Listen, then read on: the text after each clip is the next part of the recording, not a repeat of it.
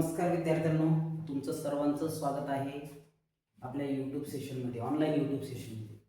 तर आज आपण सुरुवात करणार आहोत E5 तर सेकंड इयरचे जे विद्यार्थी आहेत म्हणजे तुम्ही लोक हे वेगवेगळ्या ठिकाणी ट्रेनिंगला गेलेले आहेत. ओके, काही छत्रपती संभाजीनगरला आहे, काही जालन्याला आहेत, काही IGTRला आहेत, काही सेंद्रा MIDCला आहेत, काही वाळोजी MIDCला आहेत. अशा वेगवेगळ्या ठिकाणी तुम्ही आता सध्या ट्रेनिंग करतायत आणि या ट्रेनिंगच्या सेशनमध्ये तुम्ही थकतायत, प्रचंड थकतायत. म्हणजे ज्या लोकांना सवय नाही कामाची ते असे म्हणतात की अरे सर हे काय ट्रेनिंगच्या नावाने आमच्याकडून नुसते काम करून घ्यायला लागले. जसं की दूध ट्रान्समिशन नावाची कंपनी आहे, तिथं फिजिकल वर्क जास्त आहे. त्याच्यानंतर सेंद्रा MIDC मधलं ते कोणती कंपनी आहे तिथं पण वर्क जास्त आहे. अशा इंडोरन्स आहे तिथं पण वर्क जास्त आहे. असं बरेच विद्यार्थी म्हणतायत, बऱ्याच विद्यार्थ्यांच्या सोबत कम्युनिकेशन झालं आहे. परंतु ज्या ज्या गोष्टी तुम्हाला शिकायला भेटतील त्या त्या गोष्टी तुम्ही शिकून घ्या. थोडा हार्डवर्क, थोडा त्रास होईल. 3 महिने ना, तुमच्या आईवडिलांनी आयुष्य काढले त्रासामध्ये, तुम्ही 2-3 महिने काढले म्हणून काय लई मोठी गोष्ट होणार नाही. थोडा त्रास सहन करा, काही गोष्टी शिकायला भेटतील. इंडस्ट्रीमधलं स्ट्रिक्टनेस कसं असतं, शिस्त कशी असते, वातावरण कसं असतं, कम्युनिकेशन लेवल कशी असते, ग्रुप लिडिंग कशी असते, टार्गेट ओरिएंटेड काम कसं असतं, तर ह्या सगळ्या गोष्टी तुम्हाला तिथे शिकायला भेटत आहेत. मला वाटतं तुमचे काही 1 महिना झाला आहे जवळपास, काहींचा 15 दिवस झाले, काहींचे 17-18 दिवस झाले. चला, ते काम चालूच ठेवा आणि आता आपण सुरुवात करू इलेक्ट्रिकल 5th सेमिस्टर. ओके, तर आशा आहे की अंबड, जालना किंवा जे काही तुम्ही संभाजीनगर किंवा कोणत्याही कॉलेजचे विद्यार्थी असाल, तर या सगळ्या कॉलेजच्या विद्यार्थ्यांचे सेकंड इयरचे रिझल्ट आले, बऱ्यापैकी चांगले आहेत. कोणाचे 1-2 बॅक आले असेल, DM बॅक आला असेल, DMT बॅक आला असेल, तर आपल्या ह्या चॅनलला संपर्क साधा याच यूट्यूब चॅनल. आणि तो courses free of cost available आहे, ते बघा आणि पुढच्या वेळेस म्हणजे येणाऱ्या एक्झाममध्ये क्लिअर करा. आणि जरी क्लिअर असेल तरी तुम्ही ते बघू शकता, जेणेकरून तुमचं नॉलेज वाढेल. चला, आता आपण सुरुवात करू इलेक्ट्रिकल 5th सेम. तर इलेक्ट्रिकल 5th सेमला तुम्हाला बेसिकली 3च सब्जेक्ट आहेत. तर पहिला आहे AC मशीन, दुसरा आहे RET आणि तिसरा आहे SAP, switch gear and potential. Okay, हे 3च सब्जेक्ट आहेत. तर आपण सर्वप्रथम AC मशीन या सब्जेक्टबद्दल चर्चा करू. तर हे टेक्नॉलॉजीचं पुस्तक आहे बघा. Okay, AC machine subject code आहे त्याचा 315333. ओके, तर हा याचा फुल फॉर्म काय आहे? AC machine, AC machine performance. AC मशीनचा परफॉर्मन्स हा आपला पहिला सब्जेक्ट आहे. दुसरा सब्जेक्ट आहे तुमचा रिन्युएबल एनर्जी टेक्नॉलॉजी. काय सब्जेक्ट कोड याचा? 315337. ओके, 315337. आणि याचा काय फुल form? Renewable energy technology. Renewable energy technology. Okay, हा इलेक्टिव्ह सब्जेक्ट आहे बघा. हा कोणता सब्जेक्ट आहे? इलेक्टिव्ह सब्जेक्ट आहे. हा आहे इलेक्टिव्ह.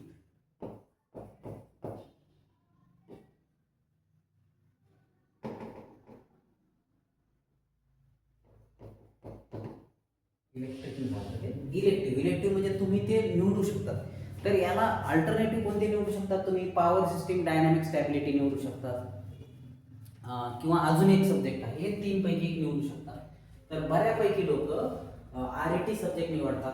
आता शासकीय तंत्रनिकेतन जालना इथं पण जनरली RET निवडतात आणि शासकीय तंत्रनिकेतन अंबड इथं सुद्धा जनरली RET सब्जेक्ट निवडतात. खूप सोपा सब्जेक्ट आणि जबरदस्त सब्जेक्ट आहे. ओके, खूप सोपा आहे, अगदी GTD सारखा सोपा सब्जेक्ट. तर रिन्युएबल एनर्जी टेक्नॉलॉजी. ओके. आणि तिसरा सब्जेक्ट आहे स्विच गिअर अँड प्रोटेक्शन. तिसऱ्या सब्जेक्टचं नाव काय आहे? Switch gear and protection. तर याचा सब्जेक्ट कोड काय आहे? 3153 34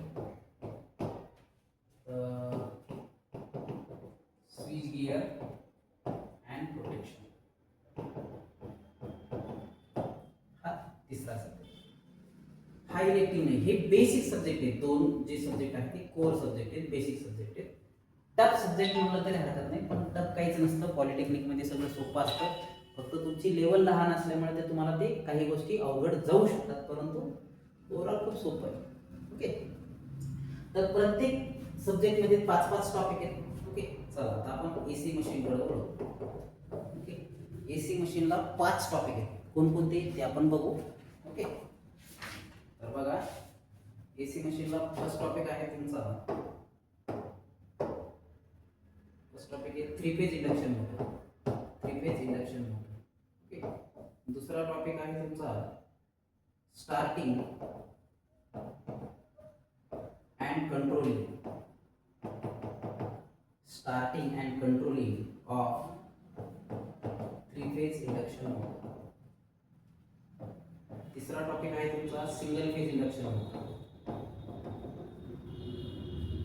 चौथा टॉपिक आहे तुमचा 3 फेज सिंक्रोनस मोटर. आणि लास्ट टॉपिक आहे तुमचा special purpose machine. Special purpose machine.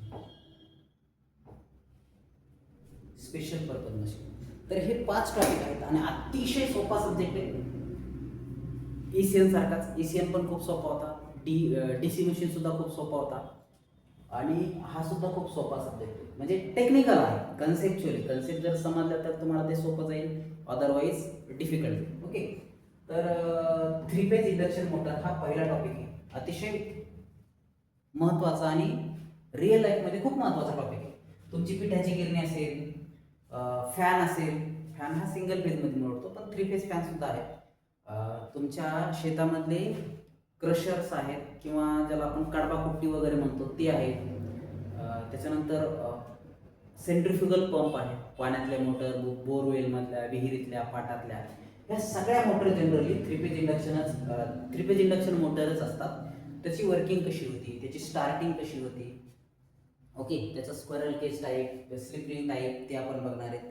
त्याचं टॉर्क स्लिप कॅरेक्टरिस्टिक, त्याचं कन्स्ट्रक्शन, वर्किंग, हे सगळं आपल्याला पहिल्या टॉपिकमध्ये शिकायचं. ओके. समजतंय?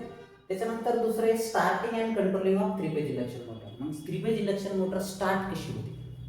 आता 3 डेड नावाच्या चित्रपटामध्ये तो व्हायरस राजू रस्तगीला विचारतो, mister Raju Rastogi, tell me about how induction motor start. असा प्रश्न आहे. तर इंडक्शन मोटर स्टार्ट कशी होती असा प्रश्न आहे. तर याचं उत्तर तुम्हाला ह्या सब्जेक्टमध्ये मिळेल. ओके. अतिशय सुंदर आणि कन्सेप्च्युअल सब्जेक्ट आहे. तर मोटर स्टार्ट कशी होती, starting method of 3 phase induction motor.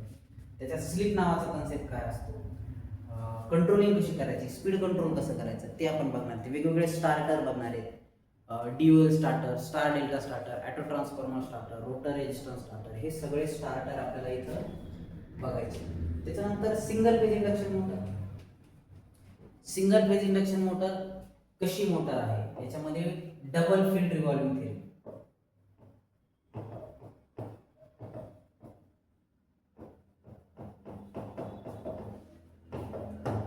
Double field revolving theory काय आहे आणि single phase induction motor self started का नाही, फॅन विदाउट कॅपॅसिटर का वर्क करत नाही, कॅपॅसिटरचा रोल काय आहे, स्टार्टिंग काय असते आणि कशा कशा पद्धतीने सिंगल फेज मोटर स्टार्ट केले जाते. त्याचे 4 टाईप्स पडतात सिंगल फेज मोटरचे. कोणते? Split phase, split phase. त्याच्यानंतर कॅपॅसिटर स्टार्ट इंडक्शन रन. त्याच्यानंतर कॅपॅसिटर स्टार्ट, कॅपॅसिटर रन आणि शेडेड. तर असे 4 टाईपचे मोटर्स आहेत. त्या 4 टाईपचं कन्स्ट्रक्शन, त्याचे VI कॅरेक्टरिस्टिक हे आपल्याला ह्या टॉपिकमध्ये शिकायचं. अतिशय महत्त्वाचं आणि इंटरेस्टेड आहे, खूप गमतीदार आहे, तुम्हाला लय मजा येणार.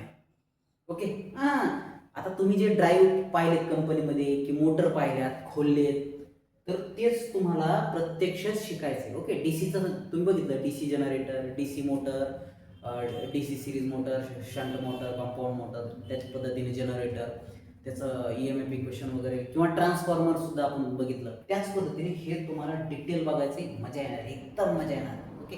इंटरेस्टेड आहे. डिप्लोमा केलेल्या पासआउट झालेल्या कोणत्याही विद्यार्थ्याला विचारा की तुझ्या आवडीचा सब्जेक्ट कोणता, ते म्हणते AC मशीन. आणि जर इंटरव्ह्यूला जर 10 जण लोक येत असतील तर 10 पैकी जर डेमो जर त्यांनी विचारलं किंवा आवडत्या मोटर किंवा जास्त माहिती असलेल्या मोटरबद्दल विचारलं तर 3 फेज इंडक्शन मोटरबद्दलच सांगितलं जातं. कारण ही मोटर सगळीकडे तीच मोटर आहे. इंडक्शन मोटर म्हणलं तर तीच मोटर जी म्युच्युअल इंडक्शन प्रिन्सिपलवर वर्क करते. फॅनमध्ये तीच, मिक्सरमध्ये तीच, शेतातल्या मोटरात ती, बोरमधल्या मोटरमध्ये ती, विहिरीतल्या पाण्यातली मोटर तीच, क्रशर तेच, ग्राइंडर तेच, हे सगळ्या मोटर जे जवळपास induction. About 95% motors are induction motor in irrigation sector and other than irrigation. फक्त इंडस्ट्रीच्या स्पेशल पर्पज ॲप्लिकेशनसाठी तुम्हाला सिंक्रोनस मोटर आणि स्पेशल पर्पज मोटर वापरतात. तर आता सिंक्रोनस मोटर काय? अशी मोटर जी कॉन्स्टंट स्पीडने फिरते. अशी मोटर जी कॉन्स्टंट स्पीडने फिरते. त्या मोटरच्या फिरण्याची स्पीड किती असते? NS = 120 F/P एवढी असते. आता F म्हणजे काय? सप्लाय फ्रिक्वेन्सी, आणि P म्हणजे काय? Number of pole. या स्पीडने जर मोटर फिरत असेल, स्टेटर आणि रोटर दोन्ही पण, त्या मोटरला काय म्हणायचंय? सिंक्रोनस मोटर म्हणायचंय. आणि ते तुम्हाला शिकायचंय 4थ्या टॉपिक. ओके. आता हे बघा, ही मोटर असते, यातलं हे तुमचं स्टेटर म्हणजे स्टेशनरी पार्ट, रोटर मध्ये मधलं फिरणारं रोटेटिंग पार्ट. ओके. हे तुम्ही शिकले ऑलरेडी. तर आता हे मधलं स्टेटर आणि रोटर जर सारख्या स्पीडने फिरत असेल तर त्याला आपण काय म्हणतो? सिंक्रोनस मोटर म्हणतो. ओके. आणि ही एवढी स्पीड असते. मग ती कशी काम करते? त्याच्यामध्ये काय काय शिकणार आहे तुम्ही? अल्टरनेटर शिकणार आहे. अल्टरनेटर मध्ये types of alternator, salient pole alternator, smooth cylindrical alternator. त्याच्यानंतर टाइप्स ऑफ अल्टरनेटर मध्ये बघणार आहेत. त्याच्यानंतर त्याचे वाइंडिंग्स बघणार आहेत. एक्सायटेशन टेक्निक बघणार आहेत. Voltage regulation, synchronisation of alternator, ह्या सगळ्या गोष्टी आपण इथं बघणार आहेत. आणि सिंक्रोनस मोटरबद्दल पण बघणार आहेत की सिंक्रोनस मोटर स्टार्ट कशी होती, त्याला स्टार्टिंग करण्यासाठी काय करावं लागतं, त्याचं V curvature, inverted V curve. V आणि इन्व्हर्टेड व्ही कर्व हा स्किप केला का? व्ही आणि इन्व्हर्टेड व्ही हे दोन जे कर्व आहेत ते स्किप केले, परंतु ते पण महत्त्वाचा पार्ट आहे. तर हे तुम्हाला शिकायचं. आणि लास्ट आहे special purpose machine. Last topic कोणता आहे? Special purpose machine. तर याच्यामध्ये काही मोटर आहेत बघा. Universal motor, okay. त्याच्यानंतर स्टेपर मोटर, त्याच्यानंतर लिनियर इंडक्शन मोटर, त्याच्यानंतर अजून कोणत्या मोटर आहेत? Permanent magnetic synchronous motor, permanent magnet synchronous motor. त्याच्यानंतर अजून कोणते मोटर आहेत तुमच्या सिलेबसला? सिंगल फेज इंडक्शन मोटर वगैरे आहे, लिनियर इंडक्शन मोटर आहे. बस एवढ्याच मोटर आहे. ह्या युनिव्हर्सल मोटर जे AC आणि DC दोन्ही सप्लायवर चालतात. AC सप्लाय दिला तरी ती मोटर चालू होते, DC सप्लाय दिला तरी ती मोटर चालू होते. त्या मोटरला म्हणायचं युनिव्हर्सल मोटर. त्याच्यानंतर synchronous motor, sorry stepper motor. Stepper motor म्हणजे अशी स्टेप वाईज फिरणारी मोटर. तर हे DEM मध्ये ऑलरेडी तुम्ही शिकले. युनिव्हर्सल मोटर जी मोटर कॉन्स्टंट स्पीडने सॉरी AC DC दोन्ही सप्लायवर चालते त्याला युनिव्हर्सल मोटर. तर याचे व्हिडिओ ऑलरेडी मी तुम्हाला प्रॅक्टिकलच्या स्वरूपामध्ये टाकले बघा, ते बघून घ्या. युनिव्हर्सल मोटर AC DC दोन्हीवर चालते. त्याच्यानंतर लिनियर इंडक्शन मोटर UW मध्ये शिकले तुम्ही. इलेक्ट्रिक लोकोमोटिव्हला ह्या टाईपची मोटर वापरतात. ओके. त्याच्यानंतर permanent magnet synchronous motor. Synchronous मोटरच आहे पण त्याच्यामध्ये मॅग्नेट जे आहे ते परमनंट वापरतो. ओके. एक्सायटेशन सेपरेट देत नाहीत आपण, तिथं परमनंट मॅग्नेट वापरतो. तर ह्या स्पेशल पर्पज मोटर आहे. फ्रॅक्शनल HP छोट्या साईजच्या पण खूप युजफुल मोटर आहे. तर हे आपण याच्यामध्ये शिकणार आहे. तर समजलं AC मशीनमध्ये काही अडचण नाही. तर हे 5 टॉपिक आहेत, लक्षात घ्या. परत एकदा सांगतो, एसी मशीन मध्ये 5 टॉपिक आहेत. पहिला टॉपिक 3 फेज इंडक्शन मोटर, दुसरा topic starting and controlling of 3 phase induction motor, तिसरा टॉपिक आहे तुमचा सिंगल फेज इंडक्शन मोटर, चौथा आहे 3 फेज सिंक्रोनस मोटर, पाचवा आहे special purpose machine. So these are the 5 topics. Okay, आणि त्याच्यामध्ये वन बाय वन आपण डिटेल बघणार आहोत. इथपर्यंत ओके का? ओके, समजत असेल तर ओके करा, कमेंटमध्ये ओके लिहा. ठीक आहे. चल आता आपण काय करू, दुसऱ्या सब्जेक्टकडं वळू. चल दुसऱ्या सब्जेक्टला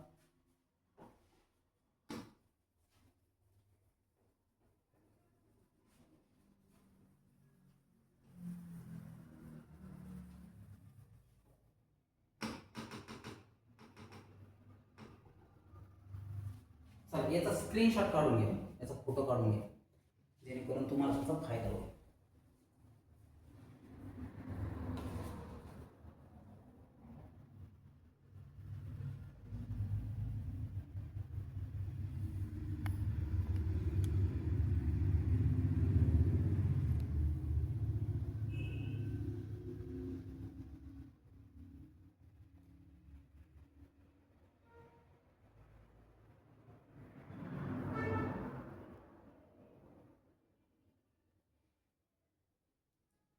मी सांगायचं ना रे, बोर्ड व्यवस्थित दिसत नाही.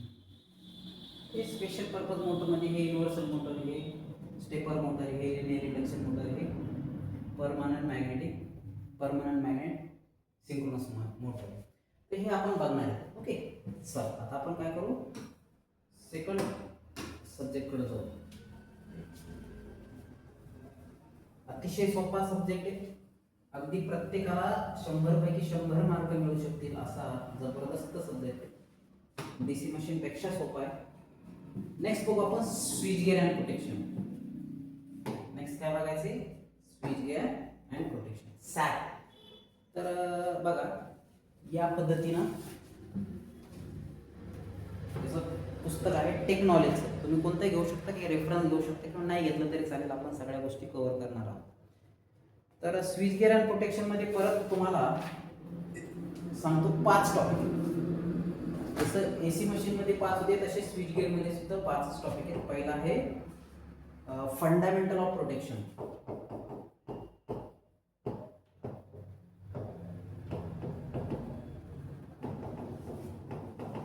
पहिला टॉपिक कोणता आहे, फंडामेंटल ऑफ प्रोटेक्शन. याच्यामध्ये प्रोटेक्शनचं फंडामेंटल आपल्याला बघायचं आहे. ओके, त्याच्यानंतर दुसरा टॉपिक आहे तुमचा circuit interrupting device. Circuit interrupting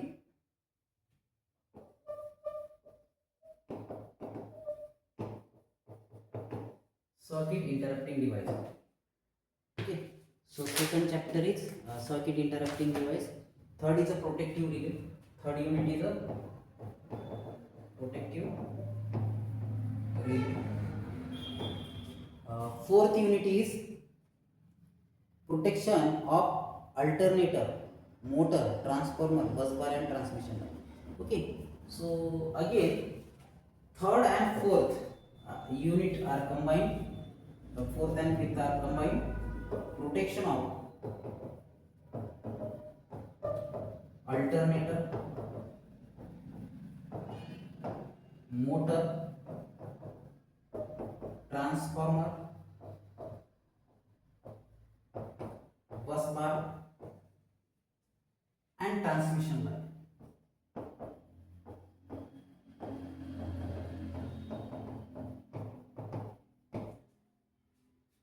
So fourth and fifth topic are combined here. See here, switch gear and protection. What is switch gear? Switching on off. Okay, जिथं चालू आणि बंद करून सिस्टीमला प्रोटेक्ट केलं जातं, वाचवलं जातं, जळण्यापासून प्रोटेक्शन प्रोव्हाइड केलं जातं, त्याला त्या सिस्टीमला आपण स्विच गिअर सिस्टीम असं म्हणतो. तर बघा, आपण 2 कोटीचं ट्रान्सफॉर्मर आणलं, चालू केलं आणि तुम्हाला माहिती आहे एकदम व्होल्टेज वाढवलं, अचानक व्होल्टेज वाढलं, ताराला तार लागली, शॉर्ट झालं, लाईन टू लाईन फॉल्ट झाला, अरे उडलं ते ट्रान्सफॉर्मर. 2 कोटीचं ट्रान्सफॉर्मर गेलं. त्याच्यामुळं आता समजा 1.5 लाखाचा स्मार्ट बोर्ड आणला आणि प्रोटेक्शनच नाही, जास्त सप्लाय आला गेला जळून, किती भयानक नुकसान आहे ना ते.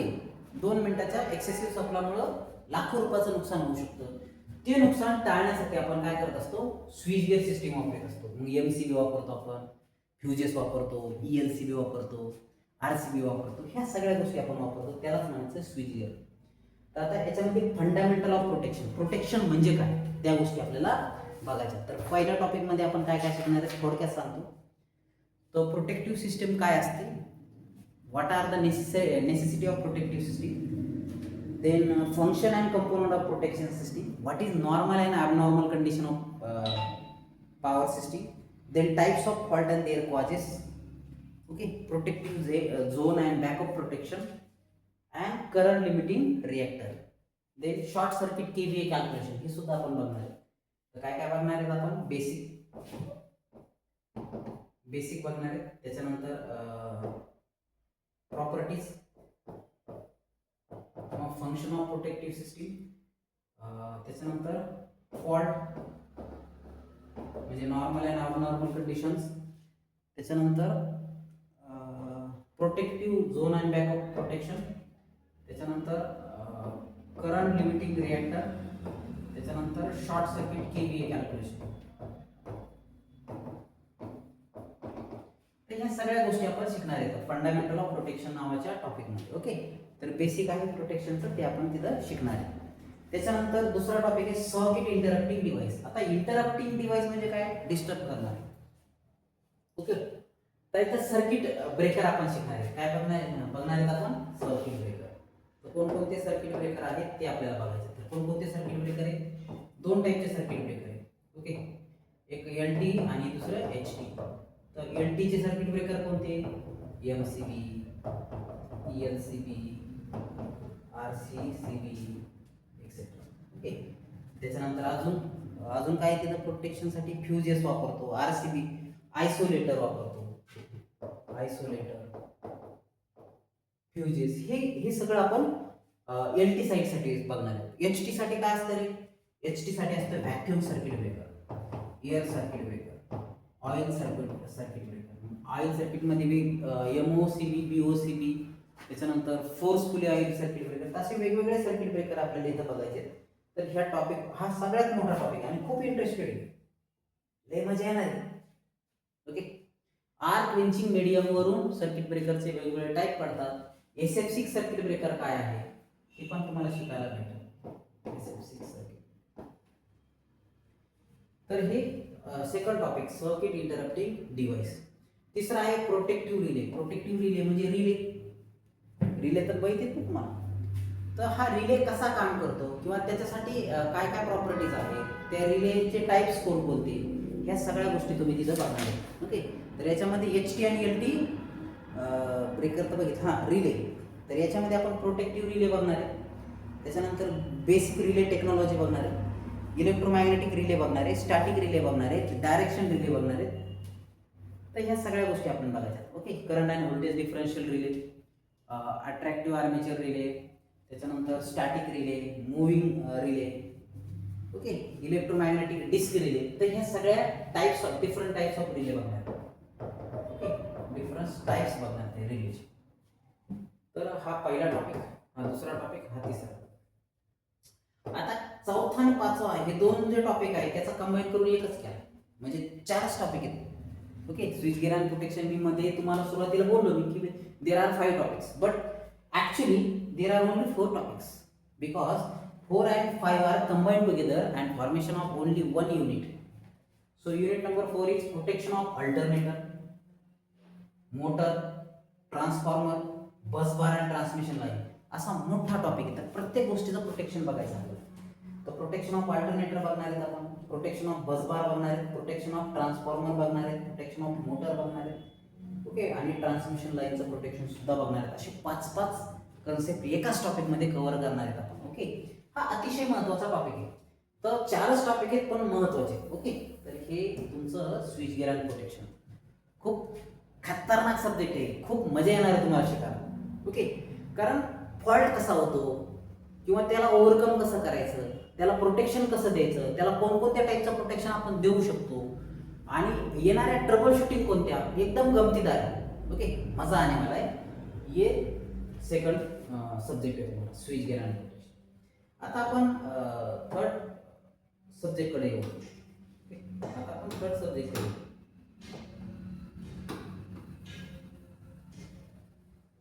RED. तुम्ही याचा स्क्रीनशॉट नसेल मारला तर व्हिडिओ पॉज करा आणि बघून घ्या. सारखं आपल्याला परत वेळ दौडायचा नाही. तर बघा, रिन्युएबल टेक्नॉलॉजी, तर हा एक सब्जेक्ट आहे. याचा झेरॉक्स मागेलं पुस्तक आहे आपल्याकडे, नवीन अवेलेबल नाही झालं. ठीक आहे, तर याच्यामध्ये पहिला युनिट आहे तुमचा,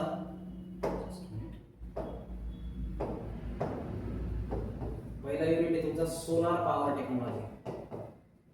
solar power technology.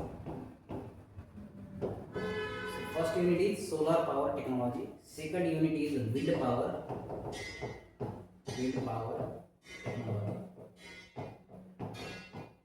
First one is solar technology, second one is wind power technology, third one is hydrogen energy and fuel cell, fourth is biomass energy, fifth is other renewable sources of energy.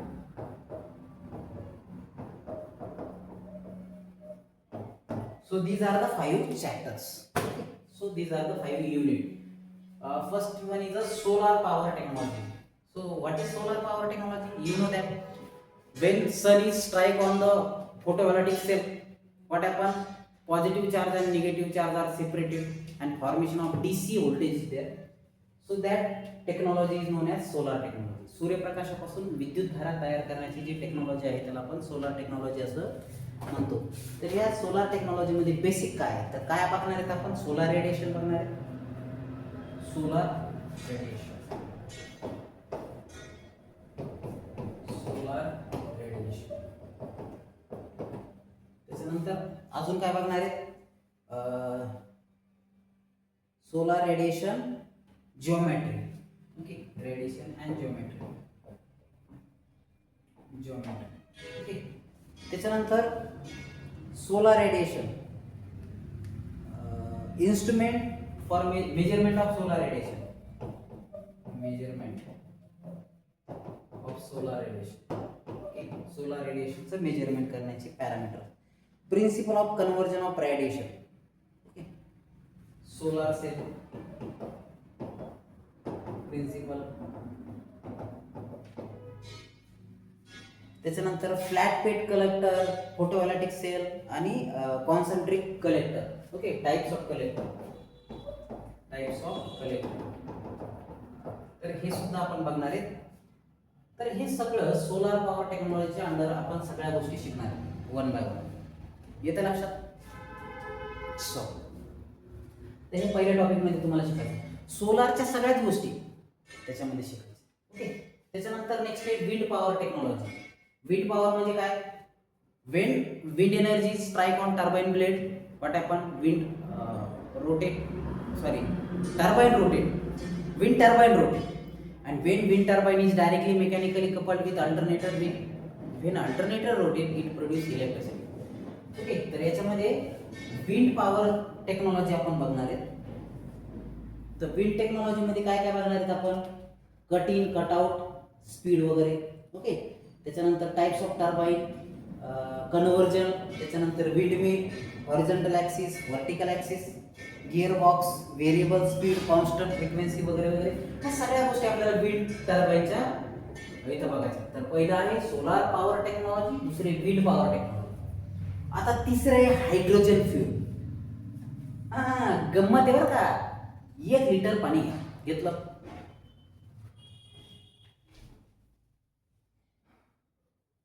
Suppose बच्चों देखो ये पानी है, इसको fuel बोल के वापर सकते हैं क्या?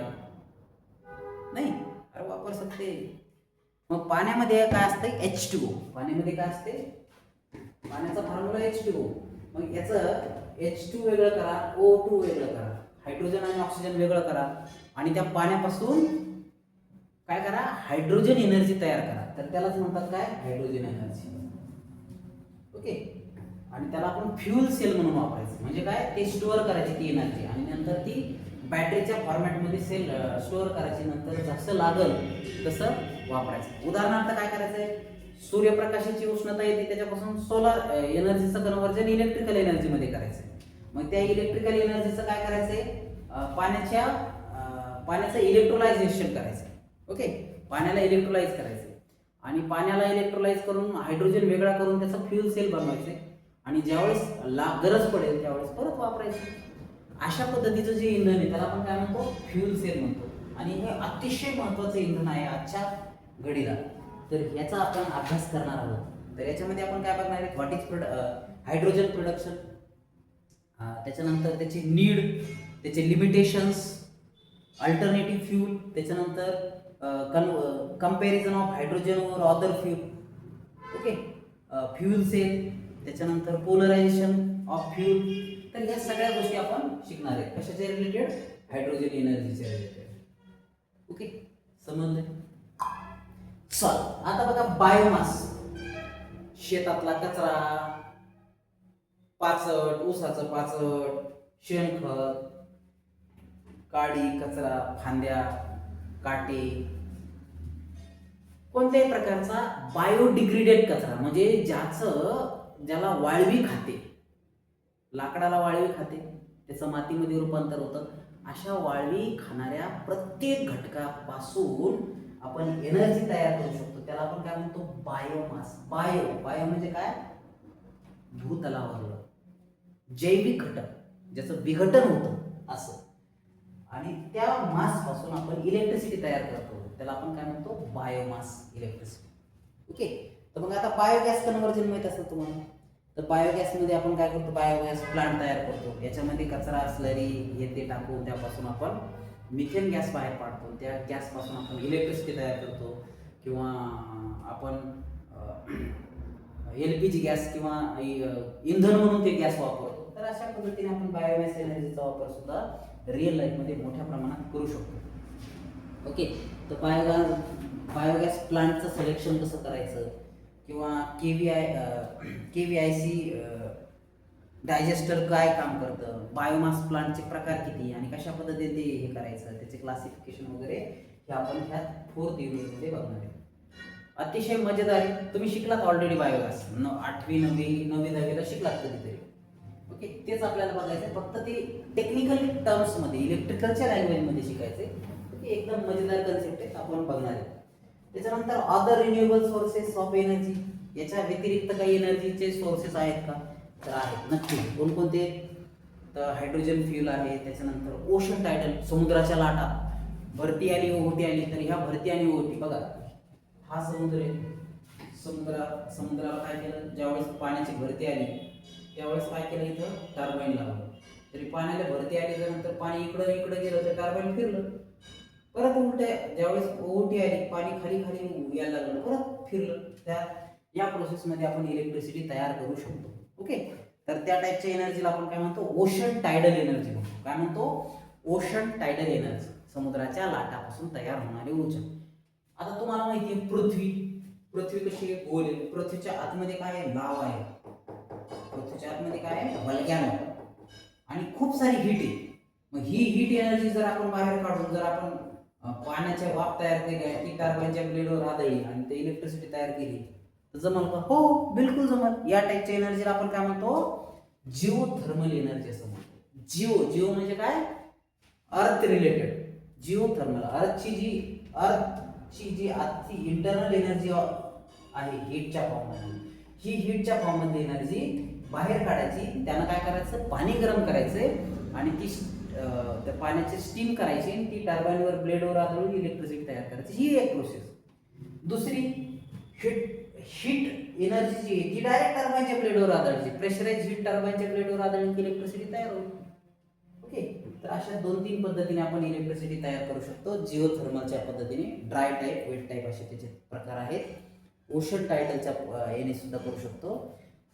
त्याच्यानंतर small hydro electric power plant, छोटे पॉवर प्लांट करायचे, छोटे विंड मिल करायचे, छोट्या सोलार करायचे. आता रोपटॉप करतो आपण किंवा छोटी विंड मिल तयार करतो आणि त्याच पद्धतीने छोटा हायड्रो पण तयार करायचा. एखादा ओढा असेल त्या ओढ्यापासून इलेक्ट्रिसिटी तितकं तयार करायचं आणि त्यापासून इलेक्ट्रिसिटी तयार करायची. तर अशा पद्धतीने आपण रिन्युएबल एनर्जी सोर्सेस वापरले तर दगडी कोळसा जळणार नाही, म्हणजे लागणार नाही. आणि दगडी कोळसा जर वाचला तर आपलं काय होईल, पर्यावरणाची हानी होणार नाही, आपली नैसर्गिक साधन संपत्ती जास्त वेळ टिकल, असे खूप सारे फायदे होतील. म्हणून आपल्याला हा सब्जेक्ट दिलेला आहे, लक्षात घ्या मित्रांनो. आता याच्यानंतर एक सब्जेक्ट आहे ITR, इंडस्ट्रियल ट्रेनिंग, जी तुम्ही केली ना कंप्लीट. त्या इंडस्ट्रियल ट्रेनिंगला 200 मार्क आहेत. किती?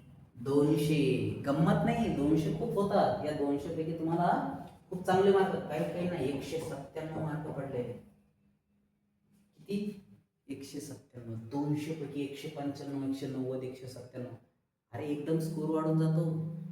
ज्या पोरांना 4th सेमिस्टरला 75% आहेत ते पोरं आरामशीर 87-88% घेतात 5व्या सेमिस्टरला. सगळ्यात स्कोरिंग सेमिस्टर आहे. एक तर 3च सब्जेक्ट आहे theory. Okay, AC machine, RAT आणि स्विच गिअर प्रोटेक्शन. तर RAT मधले हे टॉपिक AC मशीन मधले बघितले आपण, स्विच गिअर मधले सुद्धा बघितले. तर हे आहे तुमचं इंट्रोडक्टरी सेशन. तर अशी अपेक्षा आहे की तुम्हाला हे सगळं समजलं असेल. सध्या थोडा ऑनलाईन यूट्यूबचा थोडा प्रॉब्लेम आहे, तो शॉर्ट आउट झाला की आपण काय करू, ह्या ऑनलाईन बॅचेसला सुरुवात करू. तोपर्यंत काही रेकॉर्डेड लेक्चर्स मी टाकल. ओके, तसं मी 15 तारीख सांगितली होती आणि त्या पद्धतीने मी कामाला लागलेलो आहे. लवकरच आपण आपला सेटअप आणि आपलं हे चालू करू. तोपर्यंत तुम्हाला हा इंट्रोडक्टरी सेक्शन किंवा बॅच अनाउन्समेंट किंवा स्टार्टिंग आपली झालेली हा पार्ट आहे. मस्त 3 नोटबुक करायच्या 3 विषयाला आणि त्या पद्धतीने करायचं. आता हे ऑनलाईन असल्यामुळे तुम्हाला ते सेल्फ ॲनालिसिस करावं लागेल.